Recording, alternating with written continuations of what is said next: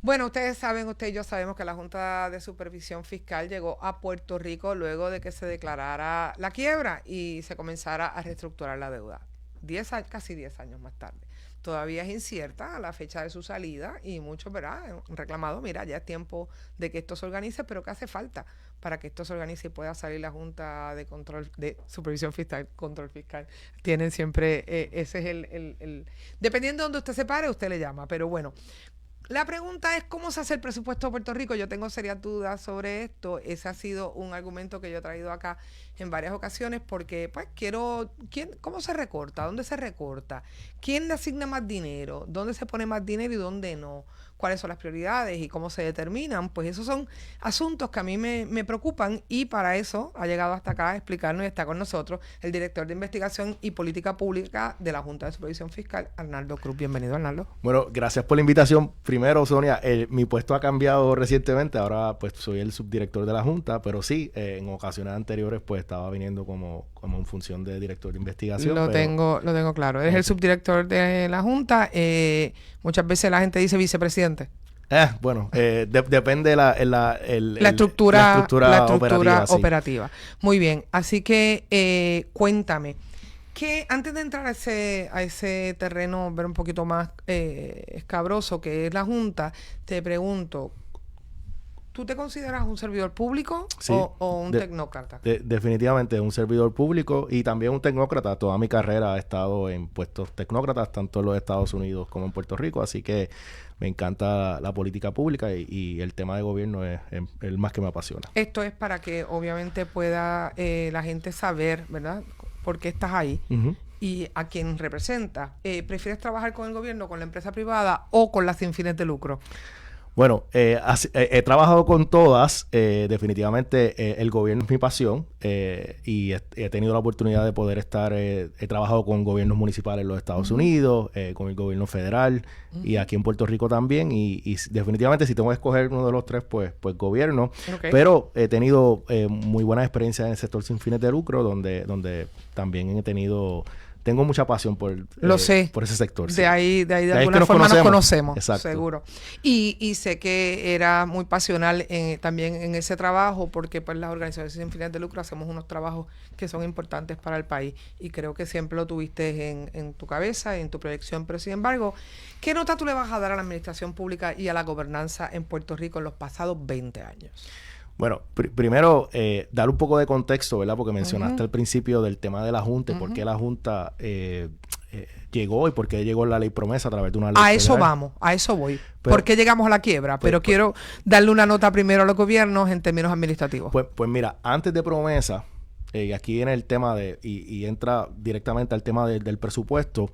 Por 16 años, Sonia, el gobierno gastó más de lo que recibió.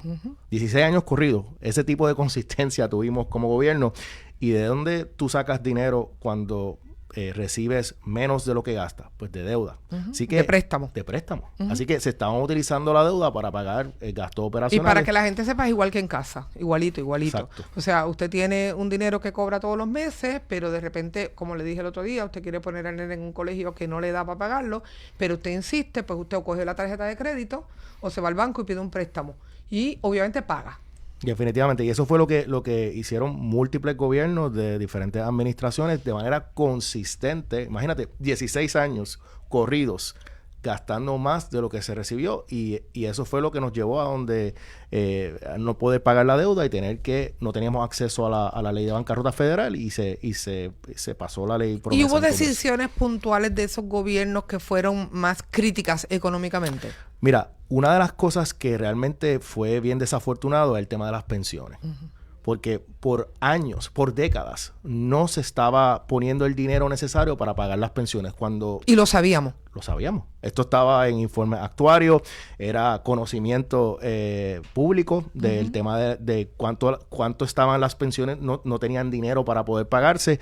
Y cuando llega promesa, teníamos sobre 40 billones de dólares que no estaban fondeando las pensiones y no íbamos a tener dinero para pagar a los pensionados. Así que es ese tema y eso se debe a tú no tomar las decisiones correctas de que no tienes el dinero para poder pagar, tener que revisitar los beneficios. Ese tipo de decisiones no se tomaron por décadas. ¿Y cómo logramos, ¿verdad? De alguna forma, al final del camino, ¿cuánto era la deuda? Eran 70 billones de dólares. Y te voy a dar un ejemplo porque aquí, para que tenga la gente contexto de la magnitud de nuestra reestructuración. Esta es la reestructuración más grande en la historia de los Estados Unidos para gobiernos municipales y una de las reestructuraciones de sector público más grandes en la historia del mundo. Esto se compara con Grecia y con Argentina en cuestión de magnitud. Así que es una deuda significativa. Detroit, que es la otra bancarrota que se menciona recientemente, tiene una deuda de 18 billones ¿Y la de dólares. nosotros? 70. Eso sin contar las pensiones. Claro.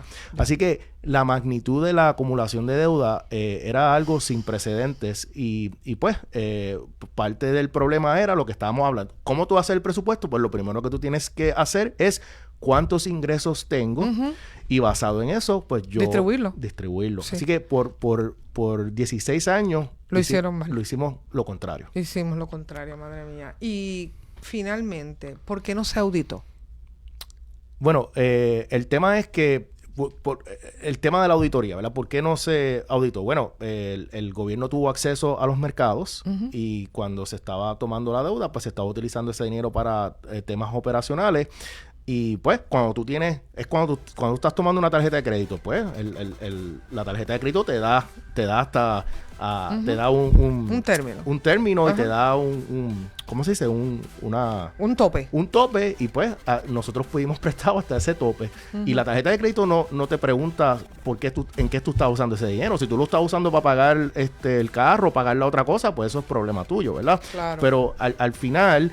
o sea que de cierta medida entendíamos que habíamos cogido el dinero y que como lo habíamos cogido, la situación primaria era, ya lo cogiste, no importa en qué lo usaste. Claro. O sea, auditarlo no tiene, ¿verdad? Para ustedes no tenía sentido hasta cierto punto porque ya habían usado el dinero. Bueno, el dinero se utilizó, ¿verdad? Y se utilizó para diferentes propósitos para fondear la operación del gobierno, mayormente. Así que... claro, y el argumento es que, por ejemplo, a mí me entregan un recibo y para que la gente, yo siempre me voy a las cosas más simples y me dice si la comparativa te funciona, me entregan un recibo de lo que me comí.